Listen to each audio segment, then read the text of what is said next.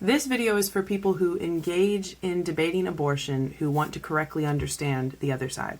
If that doesn't describe you, then you should also watch this video because everybody should watch my videos. Please be careful not to stereotype all of your opposition based on the worst of your opposition. And specifically here, I'm talking about when someone says something really hateful or stupid or ridiculous online to you.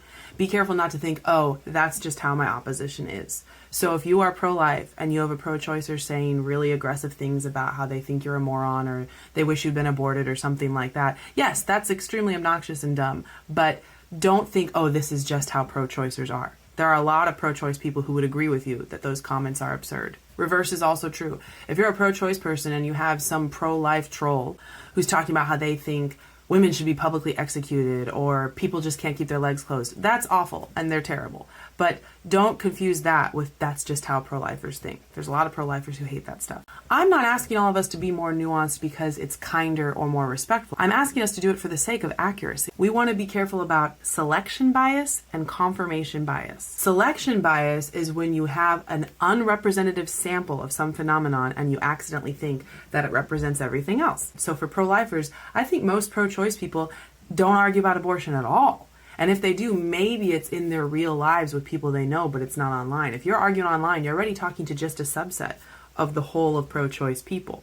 And if you're talking to people who are being really trollish and terrible, that's even a subset of pro-choicers who argue online. Not all pro-choicers who argue online do things like that, but you're less likely to notice them because they're not as obnoxious and because a lot of times the trolls just literally put a much greater quantity of comments. So that's selection bias. You want to be aware of what is happening in your environment that will shape the particular people you're interacting with, and does that still represent the overall larger group? And then confirmation bias is when we all tend to interpret what we're experiencing as if it confirms what we already thought. So if you are already inclined to think that you're on the side of the good guys and the other people are on the side of the bad guys, then when you have experiences where someone on the other side is really terrible to you, you really notice that, you incorporate that into your information about what you think of the two teams. Whereas if you see someone on your own side being really terrible to other people, you're cognitively predisposed to not notice that as much and to not take it as to heart. We all do it, everybody does it, but it's helpful to be aware that that's a bias we all have to keep an eye on and try to mitigate. So to recap again, for the sake of accuracy, if you want to correctly understand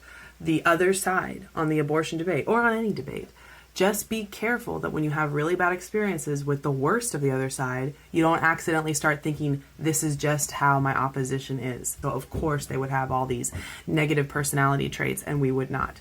That's a mistake.